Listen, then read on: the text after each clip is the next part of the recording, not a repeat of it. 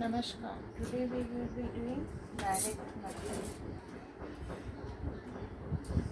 In direct method, what are the aims of direct method of learning English? Okay. Now, the direct method aims at establishing a direct bond between experience and expression.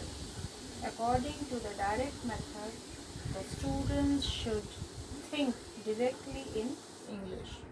As we had already discussed when we were doing the characteristics of direct method, that we try to teach or uh, what we can say, we try to impose also to the students that they should be saying in English whatever they want to say.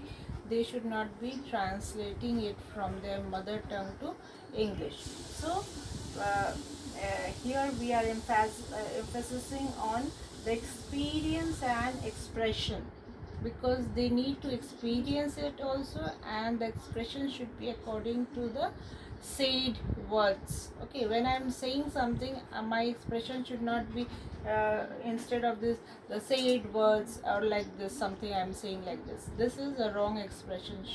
So our expression should also be according to the words we are saying, the things we are saying, we want to express.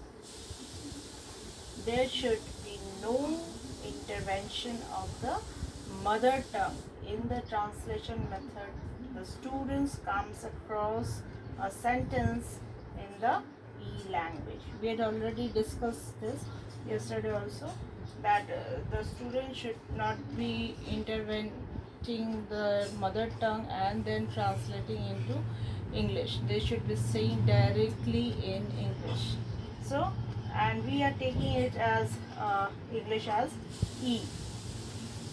Then he immediately thinks of the native language environment, equivalently says N. We are saying native language as N, okay? And then thinks of the idea of the concept, understanding that sentence so in the translation method. The link is like this, means we must be saying it in English only, okay? Then we can think of the native language, that what we are saying or what we had said. Okay, this is what the concept we want to build. Okay, now when E stands for the English language, N stands for the native language, and C for the concept. In the direct method, there is no intervention of the native language, so the line is like this. When there is no involvement as such of the native language, because we are only thinking of the native language what we had said in English. So we can say that English is directly a concept. Okay, E is the direct concept. The direct method aims at developing an instinctive unring language sense in the people. Means we want to say that this direct method is an aim to develop, means what we are saying in instinctive unreal, means this is an automatic coming from us. We are not translating it from native to English. Directly we are saying in English, and this sense should be coming in the people. Then he or she will be able to say good English, proper English with proper grammar also. Okay. Now, the principles of the direct method in teaching English.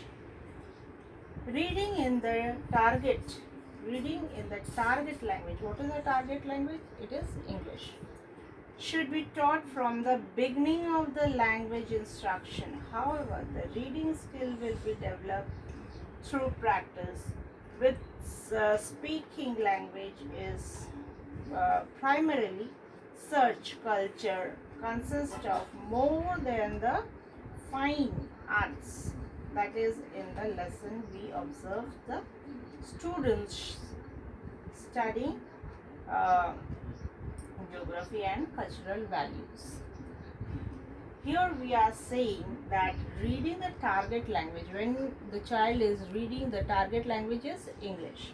So when they are reading the target language, it should be taught in the beginning only. Means where we were saying that in the language rich curriculum, that the English should be taught from the beginning, but it should be used after 5.